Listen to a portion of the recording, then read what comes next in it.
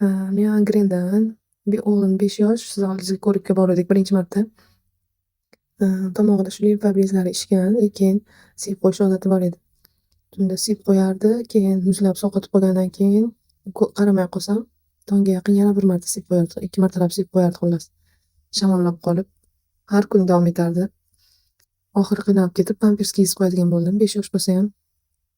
Keyin sizga bordik, lishini yozdirib, to'g'risini aytsam 3 kun qildim o'sha siyishiga qarshi yozib bergan licheniyangizni.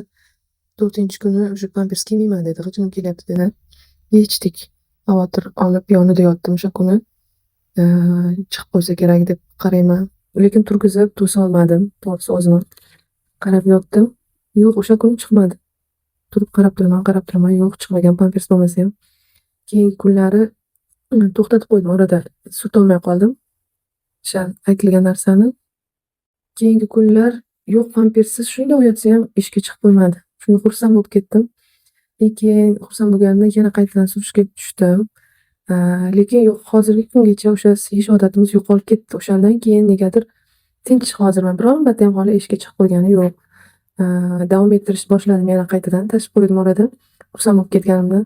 Lekin demak qo'rqish shamollashlarga yaxshi ekan deb o'zimizga ham o'sha yozib bergan muolajangizni qo'llab yuribman. O'zimga ham, qizlarimizga ham.